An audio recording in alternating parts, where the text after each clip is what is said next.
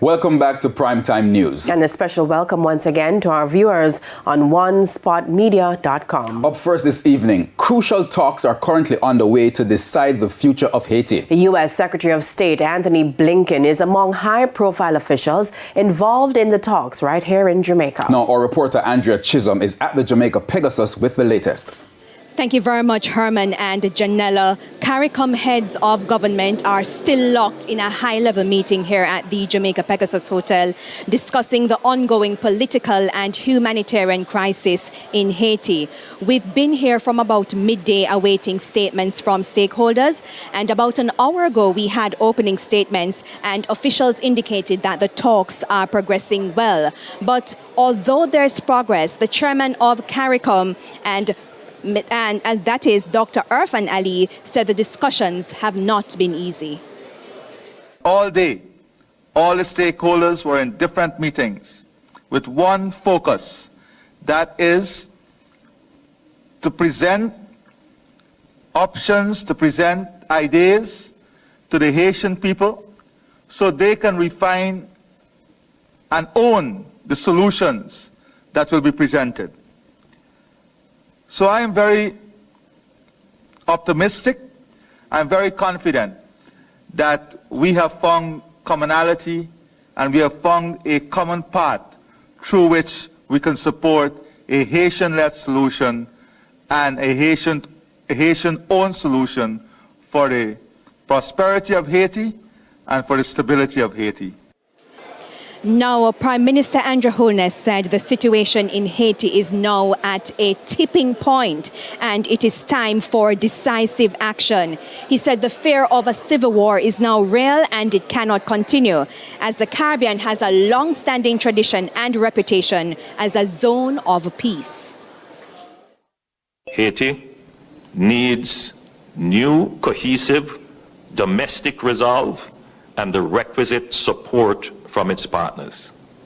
The people of Haiti deserve the opportunity to experience another way of being, to determine their destiny, to secure their rights, and to be free from oppressive forces within and without.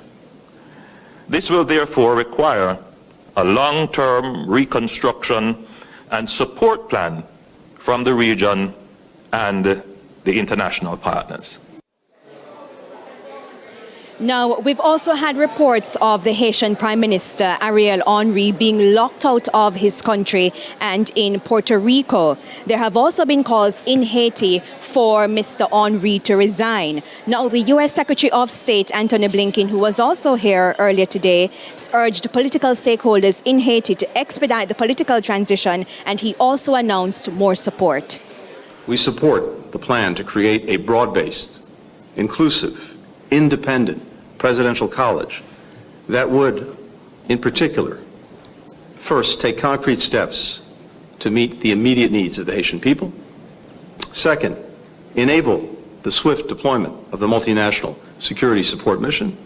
And third, through that deployment, through a reinforced Haitian National Police, create the security conditions that are necessary to hold free and fair elections. The United States Department of Defense is doubling its approved support for the mission from $100 million to $200 million. And that brings the total U.S. support to $300 million for this effort. I'm also announcing additional humanitarian assistance for the people of Haiti, $33 million to further support their health and food security.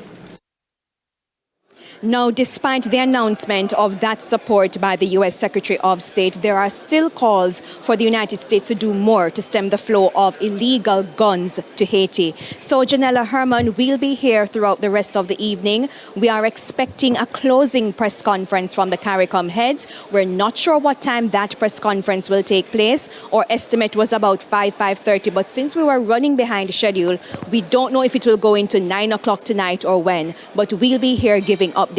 But you can see behind me that a number of officials are down in the passageway. Some are to my right. Persons are still here at the Pegasus awaiting the outcome of discussions as to how we are going to fix the situation in Haiti. It's back to you in studio. Thank you very much. Our reporter Andrea Chisholm there reporting from the Jamaica Pegasus.